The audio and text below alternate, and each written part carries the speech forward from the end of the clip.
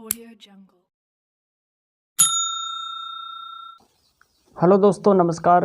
ये pre BSTC exam 30 जून वाला paper है और ये सीरीज़ है दोस्तों ए सीरीज़ का पेपर है ये। और यहाँ पर हम शिक्षण अभिक्षमता एवं अभिवृत्ति का ये पेपर सॉल्यूशन करने वाले हैं।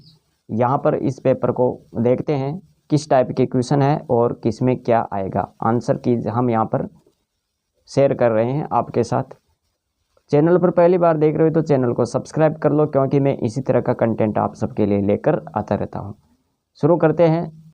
देखो यहाँ पर क्वेश्चन क्या है। अनुभव पर आधारित व्यवहार में अपेक्षाकृत स्थायी परिवर्तन को कहा जाता है, क्या कहते हैं? तो दोस्तों यहाँ पर इसका सही ऑप्शन अधिगम, ऑप्शन डी सही होगा। यहाँ पर अधिगम को अगर आपने सही किया है तो ये क्वेश्चन बिल्कुल सही है। अनुभव पर आधारित व्यवहार में अपेक्षाकृत स्थायी परिवर्तन को क्या कहते हैं? अधिगम कहते हैं। यहाँ पर 102 नंबर का क्वेश्चन देखो। महात्मा गांधी ने कौन सी शिक्षा पद्धति को प्रस्तावित किया? ऑप्शन ए होगा बुनियादी शिक्षा। 3 नंबर का क्वेश्चन है, 103 नंबर का। अधिगम के बारे में कौन सा सही नहीं है, कौन सा कथन सही नहीं है? गलत कथन का चयन करना है। अधिगम एक सतत प्रक्रिया है, अधिगम उद्देश्यपूर्ण है, अधिगम परिपक्वता है, अधिगम परिवर्तन है। तो दोस्तों यहाँ पर इसका गलत ऑप्शन का चयन करना है। अधिगम परिपक्वता है, ये बिल्कुल गलत है और इसको आपको सही करना है। ऑप्शन सी सही है इसमें। 104 नंबर का क्वेश्चन देखो। यहाँ पर 104 नंबर का क्वेश्चन क्या कह रहा है?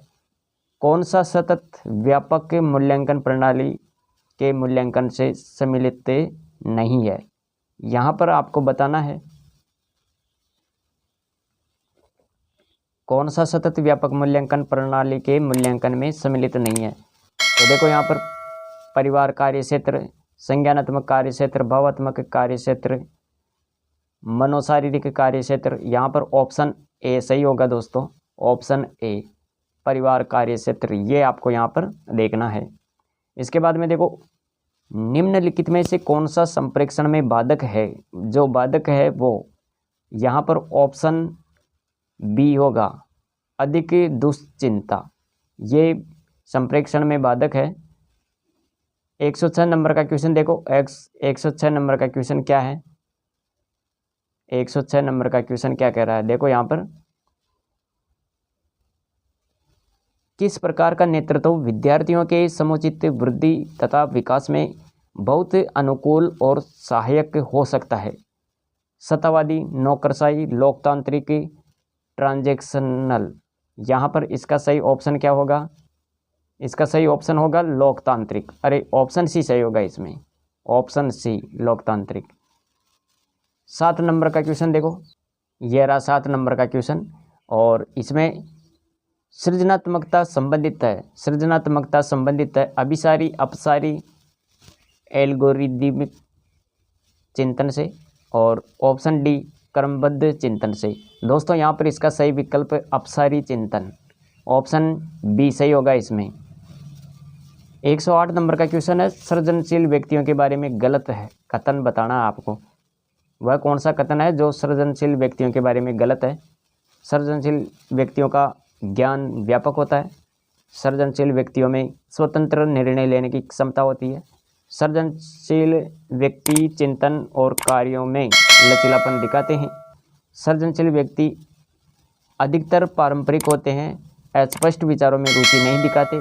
तो दोस्तों यहाँ पर ऑप्शन डी होगा। अरे सृजनशील व्यक्ति अधिकतर क्या होते हैं? पारंपरिक नहीं, ये गलत बात है, गैर पारंपरिक होते हैं दोस्तों। ऑप्शन डी का आपको चयन करना है यहाँ पर। अगर आपने डी सही किया है तो ये बिल्कुल सही है। इसके बाद में देखो, एक अध्यापक की सर्वाधिक रुचि होनी चाहिए। अध्यापक में सर्वाधिक रुचि किसकी होनी चाहिए? विद्यार्थी के सर्वांगीण विकास में, स्व विकास में, सामाजिक विकास में, केवल पढ़ाने में। ऑप्शन ए सही है इसमें, विद्यार्थी के सर्वांगीण विकास में। 110 नंबर का क्वेश्चन है। एक प्रभावी नेता टीम की त्रुटि होने पर जिम्मेदारियां स्वयं ले लेता है। यह जिम्मेदारी स्वयं पर लेता है, संपूर्ण टीम को जिम्मेदार बताता है, बाहरी कारक को जिम्मेदार बताता है, या फिर त्रुटि होना नहीं मानता। तो दोस्तों यहाँ पर ऑप्शन ए सही है, जिम्मेदारी स्वयं पर लेता है वो। 111 नंबर का क्वेश्चन है, कौन सी मूल्यांकन विधि पक्षपातपूर्ण एवं व्यक्तिनिष्ठ हो सकती है? तो दोस्तों यहाँ पर इकाई परीक्षण, अवलोकन, सूची, उपलब्धि परीक्षण। तो 111 में क्या है? अरे मूल्यांकन विधि पक्षपात व्यक्तिनिष्ठ उपलब्धि परीक्षण होगा इसमें, ऑप्शन डी उपलब्धि परीक्षण। 112 नंबर का क्वेश्चन है और इसमें क्या पूछ रहा है? विद्यार्थियों में सहयोग की भावना बढ़ाने के लिए निम्नलिखित में से कौन सा सबसे प्रभावशाली होगा? तो दोस्तों यहाँ पर आपको क्या याद रखना है, इसमें जो सही विकल्प है वो है 112 में समूह खेलों का आयोजन, समूह खेलों का आयोजन, ऑप्शन डी सही होगा। 113 नंबर का क्वेश्चन है दोस्तों यहाँ पर, यदि एक विद्यार्थी देर से आता है तो अध्यापक को चाहिए कि उसे घर भेज दे, कालांश पूर्ण होने के बाद कारण जाने, प्रधानाध्यापक को सूचित करे, देर से आने पर ध्यान न दे। तो इसका सही विकल्प क्या होगा? अरे ऑप्शन बी सही होगा इसमें, ऑप्शन बी कारण जानना है। तो यहाँ पर ऑप्शन बी सही हो जाएगा, कालांश पूर्ण होने के बाद कारण जाने। 114 नंबर का क्वेश्चन देखो यहाँ पर, 114 नंबर का क्वेश्चन क्या कर रहा है? नवीन, मौलिक और उपयुक्त विचारों या कार्यों को उत्पन्न करने की योग्यता संबंधित है अधिगम से, सृजनात्मकता से, नेतृत्व से, अनुमानी चिंतन से। दोस्तों यहाँ पर सही ऑप्शन क्या होगा? अरे ऑप्शन बी सही होगा इसमें। ऑप्शन बी में क्या है? तो ऑप्शन बी में आपको याद रखना है सृजनात्मकता से, ऑप्शन बी। एक नेता को होना चाहिए, एक नेता कैसा होना चाहिए? गतिशील, कठोर, कंजूस, अस्पष्ट। तो दोस्तों इसका सही विकल्प क्या है? अरे ऑप्शन ए सही होगा इसमें। 115 नंबर के क्वेश्चन में ऑप्शन ए ठीक होगा, गतिशील। 116 नंबर का क्वेश्चन है, WHO द्वारा मूल जीवन कौशल में किसे शामिल नहीं किया गया? तो यहाँ पर इसका सही विकल्प क्या होगा? शामिल नहीं किया गया। तो यहाँ पर याद रखें ऑप्शन बी गणितीय कौशल, ऑप्शन बी सही होगा यहाँ पर। टॉरेंस के अनुसार सृजनात्मकता के आयाम है।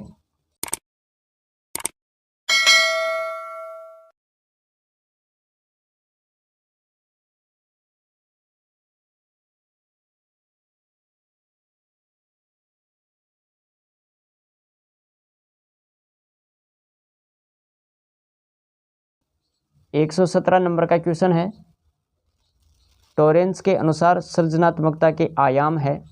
यहाँ पर इसका सही विकल्प, तो प्यारे साथियों इसका सही विकल्प ऑप्शन ए होगा, ऑप्शन ए मौलिकता, लचीलापन, धारा प्रभाविता। ये आपको यहाँ पर याद रखना है। 118 नंबर का क्वेश्चन है, कौन सा सृजनात्मकता को विद्यार्थियों में प्रोत्साहित करता है? व्याख्यान, आज्ञाकारिता, मस्तिष्क उद्वेलन, अनुशासन। तो दोस्तों यहाँ पर ऑप्शन सी होगा, मस्तिष्क उद्वेलन। यह आपको यहाँ पर देखना है। 119 नंबर का क्वेश्चन देखो, 119 नंबर का क्वेश्चन क्या कह रहा है? एक अध्यापक पाठ के पूरा होते ही एक परीक्षा लेता है, यह परीक्षा क्या कहलाती है? इकाई परीक्षण, मूल्य परीक्षण, अभिवृत्ति परीक्षण, ज्ञान परीक्षण। ऑप्शन डी सही होगा इसमें, ज्ञान परीक्षण। 120 नंबर का क्वेश्चन है, एक प्रभावी संप्रेषण के लिए संदेश नहीं होना चाहिए, कैसा संदेश नहीं होना चाहिए? तो दोस्तों यहाँ पर देखो, संक्षिप्त, विनम्र, अनेकार्थक, संवेदनशील। यहाँ पर ऑप्शन सी सही होगा, अनेकार्थक। एक प्रभावी संप्रेषण के लिए संदेश अनेकार्थक नहीं होना चाहिए, ऑप्शन सी सही है।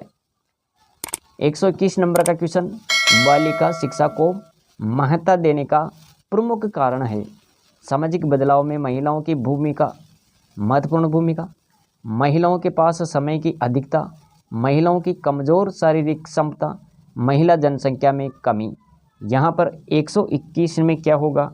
अरे 121 में बालिका शिक्षा के बारे में पूछ रहा है। यहाँ पर ऑप्शन ए सही होगा दोस्तों। यहाँ पर सामाजिक बदलाव में महिलाओं की महत्वपूर्ण भूमिका, ऑप्शन ए। 122 नंबर का क्वेश्चन है, विद्यार्थियों को अध्ययन के लिए प्रेरित करने हेतु कौन सा तरीका उचित होगा? उचित तरीका कौन सा है? यहाँ पर विद्यार्थियों को रटकर सीखने के लिए कहना, नोट्स देना, महत्वपूर्ण प्रश्न बताना, विद्यार्थियों को फीडबैक देना। फीडबैक वाला सही होगा इसमें, विद्यार्थियों को फीडबैक देना, ऑप्शन डी। विद्यार्थियों को अध्ययन के लिए प्रेरित करने के लिए कौन सा तरीका उचित है दोस्तों? तो यहाँ पर विद्यार्थियों को फीडबैक देना, ये ऑप्शन डी सही है। 123 नंबर का क्वेश्चन देखते हैं। क्वेश्चन है, एक अध्यापक कक्षा के वातावरण को सुखद रखता है।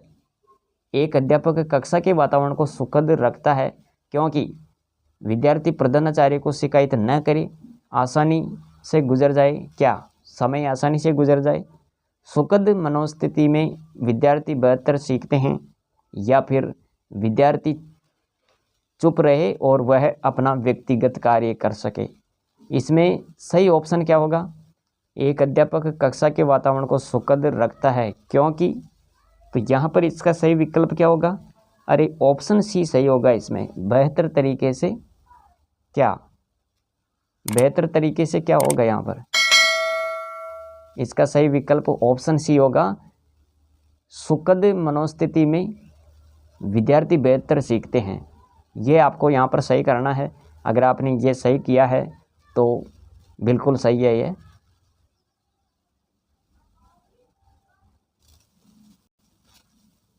एक 124 नंबर का क्वेश्चन है, निम्नलिखित में से कौन सी रणनीति सीखने के लिए अभिप्रेरणा की सहायता करती है? दोस्तों यहाँ पर इसका सही विकल्प क्या होगा? इसका सही विकल्प होगा ऑप्शन डी। ऑप्शन डी में क्या है? स्पष्ट लक्ष्य और दिशा देना। ये बिल्कुल सही है दोस्तों यहाँ पर।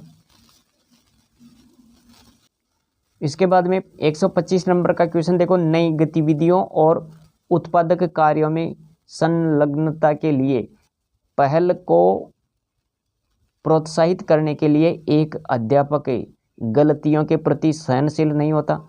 विद्यार्थियों को अवास्तविक लक्ष्य निर्धारित करना और उस दिशा में काम करना सिखाता है। विद्यार्थियों को स्वतंत्रता और जिम्मेदारी दिखाने का मौका देता है, कोई भी सहयोग नहीं देता। ऑप्शन सी सही होगा इसमें, विद्यार्थियों को स्वतंत्रता और जिम्मेदारी दिखाने का मौका देता है, ऑप्शन सी। ये बिल्कुल एकदम सही है दोस्तों। 125 में सी। कक्षा का माहौल नहीं होना चाहिए। कक्षा का माहौल कैसा नहीं होना चाहिए? भरोसेमंद, धमकी भरा, ध्यान रखने वाला, सम्मानपूर्ण। ऑप्शन बी सही होगा इसमें। अरे धमकीपूर्ण या धमकी भरा माहौल नहीं होना चाहिए। 127 नंबर का क्वेश्चन देखो, यहाँ पर 127 नंबर का क्वेश्चन क्या कह रहा है? तो देखिए ये रहा 127 नंबर का क्वेश्चन, यहाँ पर देख लेते हैं। प्रशंसा का उपयोग करते समय अध्यापक कौन सी गलती कर सकता है? प्रशंसा का उपयोग करते समय एक अध्यापक कौन सी गलती कर सकता है? व्यक्ति की नहीं कार्य की प्रशंसा करना, असफलता को संतुलित करने के लिए विद्यार्थी की अवांछनीय प्रशंसा करना, व्यक्तिगत विद्यार्थी के पिछले प्रयासों के संबंध में प्रगति की प्रशंसा करना, या प्रशंसा सीधे तौर पर उचित व्यवहार से जुड़ी हो। तो दोस्तों यहाँ पर वह कौन सी गलती कर सकता है? तो यहाँ पर आपको इसका सही ऑप्शन क्या करना है? 127 में सही विकल्प ऑप्शन बी करना है दोस्तों। ऑप्शन बी, असफलता को संतुलित करने के लिए विद्यार्थी की अवांछनीय प्रशंसा करना, ऑप्शन बी। 128 नंबर का क्वेश्चन देखो, यहाँ पर 128 नंबर का क्वेश्चन क्या कह रहा है? रिपोर्ट कार्ड में तैयार करने में क्या उचित नहीं है? जो उचित नहीं है यानी गलत है इनमें कोई ऑप्शन, वो वाला देखना है यहाँ पर। रिपोर्ट स्व व्याख्यात्मक होनी चाहिए। रिपोर्ट में विद्यालय द्वारा तय किए गए सभी मानदंड होने चाहिए, बिल्कुल सही है। रिपोर्ट कार्ड में नकारात्मक टिप्पणियाँ होनी चाहिए। रिपोर्टिंग करते समय भाषा स्पष्ट होनी चाहिए, लेकिन ऑप्शन सी वाला जो है ये नकारात्मक टिप्पणियाँ नहीं होनी चाहिए उसमें। ये रिपोर्ट कार्ड में नकारात्मक टिप्पणियाँ होनी चाहिए, ये बात गलत है और ऑप्शन सी वाला सही है यहाँ पर। 128 में ऑप्शन सी को सही करना है। 129 नंबर का क्वेश्चन देखते हैं। क्वेश्चन है अध्यापक की कार्यक्षमता को बढ़ाया जा सकता है। अध्यापक की कार्यक्षमता को कैसे बढ़ाया जा सकता है? तो यहाँ पर इसका सही विकल्प क्या होने वाला है? तो देखो यहाँ पर परीक्षाफल के अनुसार पदोन्नति देकर, कठोर प्रशासन द्वारा, या फिर उसके कार्यों की सराहना करके, अच्छा वेतन देकर। यहाँ पर अध्यापक की कार्यक्षमता कैसे बढ़ा सकते हैं? सराहना करके, उनके कार्यों की सराहना करें। ऑप्शन सी सही होगा यहाँ पर 129 में। 130 नंबर का क्वेश्चन देखो यहाँ पर ग्रीष्मावकाश में व्यावसायिक संवर्धन कार्यक्रम आयोजित किया गया है। इस स्थिति में कोशिश करेंगे कि परिवार को समय भी दे पाए और व्यावसायिक संवर्धन कार्यक्रम में भी भाग ले सके। ऑप्शन बी में है किसी भी माध्यम से व्यावसायिक संवर्धन कार्यक्रम में जाने से बचने का प्रयास करेंगे। ग्रीष्मावकाश हेतु पूर्व नियोजित कार्यक्रमों को स्थगित कर व्यावसायिक संवर्धन कार्यक्रम में जाएंगे, या फिर व्यावसायिक संवर्धन कार्यक्रम में जाएंगे किंतु पूर्ण समय न बैठकर जल्दी वापस आ जाएंगे। इसका सही विकल्प क्या होगा? तो यहाँ पर इसका सही ऑप्शन होगा दोस्तों, कोशिश करेंगे कि परिवार को समय भी दे पाए और व्यावसायिक संवर्धन कार्यक्रम में भी भाग ले सके। तो यहाँ पर इसका सही ऑप्शन ये है, ऑप्शन ए सही होगा दोस्तों। यहाँ पर ऑप्शन ए में क्या है? तो ये आपको यहाँ पर याद रखना है, ऑप्शन ए। 131 नंबर का क्वेश्चन है एक अध्यापक के रूप में आप अपने संप्रेषण को प्रभावी बनाने हेतु क्या करेंगे? विद्यार्थियों के अधिगम स्तर को जानेंगे, समुचित शब्दों का प्रयोग करेंगे, अपने ज्ञान को विस्तृत करेंगे, जोर से बोलेंगे। तो दोस्तों यहाँ पर इसका सही विकल्प क्या होगा? अरे ऑप्शन बी सही होगा यहाँ पर। और ऑप्शन बी में क्या लिखा हुआ है? समुचित शब्दों का प्रयोग करेंगे। एक अध्यापक के रूप में आप अपने संप्रेषण को प्रभावी कैसे बना सकते हैं? समुचित शब्दों का प्रयोग करके। तो दोस्तों ये विकल्प आपको सही करना है। अगर आपने ऑप्शन बी को सही किया है तो ये बिल्कुल सही है। आगे बात करते हैं और देखो यहाँ पर 132 नंबर का क्वेश्चन क्या कह रहा है? तो ये रहा 132 नंबर का क्वेश्चन। एक अध्यापक के रूप में आप प्राथमिकता देंगे, किसको प्राथमिकता देंगे भाई? तो देखो यहाँ पर बच्चों में आलोचनात्मक और वैज्ञानिक चिंतन के विकास को, समय पर पाठ्यक्रम पूर्ण करने को, या फिर धीमे अधिगम वाले विद्यार्थियों को सामान्य विद्यार्थियों के समकक्ष लाने हेतु प्रयास करने को, या फिर बच्चों में श्रेष्ठ अध्ययन आदतों के विकास को। तो एक अध्यापक के रूप में आप किसको प्राथमिकता देंगे? तो दोस्तों यहाँ 132 नंबर में आपको क्या सही करना है? ऑप्शन ए सही होगा इसमें, बच्चों में आलोचनात्मक एवं वैज्ञानिक चिंतन के विकास को। यहाँ पर किसको प्राथमिकता देंगे? बच्चों में आलोचनात्मक एवं वैज्ञानिक चिंतन के विकास को। ऑप्शन ए सही होगा यहाँ पर दोस्तों 132 में। 133 नंबर का क्वेश्चन देखते हैं। 133 नंबर का क्वेश्चन क्या है? 133 नंबर का क्वेश्चन है, 133 नंबर का क्वेश्चन क्या कह रहा है? यदि आपको सामान्य छात्रों के साथ साथ एक दिव्यांग छात्र को पढ़ाने का अवसर मिले तो आप उसे कक्षा में किस प्रकार का शिक्षण देना चाहेंगे? उस पर अतिरिक्त ध्यान नहीं देंगे क्योंकि अधिकांश विद्यार्थियों को परेशानी हो सकती है। कक्षा में सहानुभूतिपूर्ण या कक्षा में सहानुभूतिपूर्वक उसका ध्यान रखेंगे। आप सोचेंगे कि यह उसके भाग्य में है, अतः आप कुछ नहीं कर सकते हैं। उसके लिए आगे की पंक्ति में सीट की व्यवस्था करेंगे और सुविधाजनक गति से अध्यापन का प्रयास करेंगे। तो दोस्तों यहाँ पर इसका सही विकल्प क्या होगा? अरे ऑप्शन बी सही होगा। ऑप्शन बी में क्या है? कक्षा में सहानुभूतिपूर्वक उसका ध्यान रखेंगे। तो 133 में ऑप्शन बी सही होगा। 134 नंबर का क्वेश्चन है, किस विधि द्वारा विद्यार्थी का सही मूल्यांकन संभव है? किस विधि द्वारा विद्यार्थी का सही मूल्यांकन संभव है? पाठ्यक्रम के अंत में मूल्यांकन, साल में 2 बार मूल्यांकन, या सतत मूल्यांकन, रचनात्मक मूल्यांकन। ऑप्शन सी सही होगा इसमें, सतत मूल्यांकन। क्वेश्चन क्या कह रहा है? तो देखो यहाँ पर, जब कुछ छात्र जानबूझकर शरारत करके कक्षा के अनुशासन को भंग करने का प्रयास कर रहे हैं तो आप शिक्षक के रूप में क्या भूमिका निभाएंगे?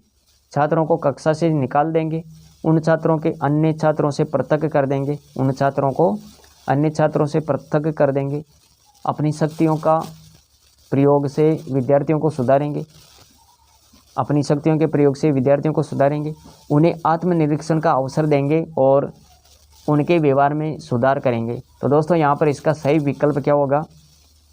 तो यहाँ पर इसका सही विकल्प ऑप्शन डी सही होगा। ऑप्शन डी में क्या है? उन्हें आत्मनिरीक्षण का अवसर देंगे, उनके व्यवहार में सुधार करेंगे। तो ऑप्शन डी सही होगा 135 में। 136 नंबर का क्वेश्चन है, कक्षा में प्रभावी अनुशासन बनाए रखने के लिए शिक्षक को चाहिए कि छात्रों को वह करने दे जो उन्हें पसंद है, छात्रों के साथ सख्ती से पेश आए, छात्रों को हल करने के लिए कुछ समस्याएं दे, उनके साथ विनम्रता और दृढ़ता से पेश आए। तो दोस्तों यहाँ पर इसका सही विकल्प क्या होगा? अरे इसका सही विकल्प ऑप्शन डी होगा। ऑप्शन डी, उनके साथ विनम्रता और दृढ़ता से पेश आए। 136 में ऑप्शन डी सही है। 137 में देखो यहाँ पर, विद्यालय मूल रूप से सामाजिक संस्थाएं हैं क्योंकि वे हमारी संस्कृति के मूल्यों को संरक्षित करते हैं और भावी पीढ़ियों में उनका संचार करते हैं। वे सामाजिक प्रगति के तरीके और साधन सुझाते हैं, वे सामाजिक समस्याओं के समाधान का सुझाव देते हैं, वे समाज द्वारा किए गए दान से संचालित होते हैं। ऑप्शन ए सही होगा यहाँ पर, वे हमारी संस्कृति के मूल्यों को संरक्षित करते हैं और भावी पीढ़ियों में उनका संचार करते हैं। ऑप्शन ए सही होगा 137 में। शिक्षण के लिए एक गतिशील दृष्टिकोण का अर्थ है कि शिक्षण सशक्त और प्रभावी होना चाहिए। शिक्षक ऊर्जावान और गतिशील होना चाहिए। शिक्षण का विषय स्थिर होना चाहिए। छात्रों को गतिविधियों के माध्यम से सीखने की आवश्यकता होनी चाहिए। तो दोस्तों यहाँ पर ऑप्शन डी सही होगा इसका। ऑप्शन डी में क्या है? छात्रों को गतिविधियों के माध्यम से सीखने की आवश्यकता होनी चाहिए। ऑप्शन डी सही होगा 138 में। 139 में देखो यहाँ पर, एक शिक्षक सफल हो सकता है। एक शिक्षक सफल हो सकता है यदि वह छात्रों को बेहतर नागरिक बनाने में मदद करता है, छात्रों को विषय का ज्ञान प्रदान करता है, छात्रों को परीक्षा उत्तीर्ण करने के लिए तैयार करता है, विषय वस्तु को सुव्यवस्थित ढंग से प्रस्तुत करता है। तो दोस्तों यहाँ पर एक शिक्षक सफल हो सकता है। कब सफल हो सकता है? तो यहाँ पर ऑप्शन ए सही होगा, छात्रों को बेहतर नागरिक बनाने में मदद करता है। 140 नंबर का क्वेश्चन है, एक शिक्षक स्वयं और शिक्षार्थियों में रचनात्मकता कैसे विकसित कर सकता है? किसी रचनात्मक कार्य की प्रशंसा करके, नए लक्ष्य निर्धारित करके, नई अद्यतन जानकारी देकर, विचारोत्तेजक खेल खेल कर। तो दोस्तों यहाँ पर इसका सही विकल्प क्या होगा? तो इसका सही ऑप्शन डी होगा दोस्तों। ऑप्शन डी में क्या है? अरे ऑप्शन डी में क्या है? विचारोत्तेजक खेल खेल कर। Option D.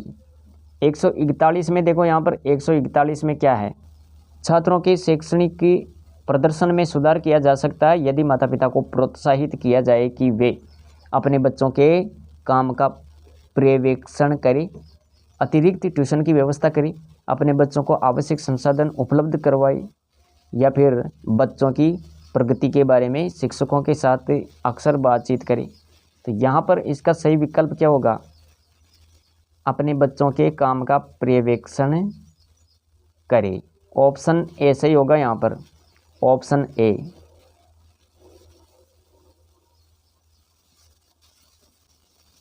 लिखित सामग्री का एक अच्छा मूल्यांकन निम्न में से किस पर आधारित होना चाहिए। लिखित सामग्री का एक अच्छा मूल्यांकन निम्न में से किस पर आधारित होना चाहिए।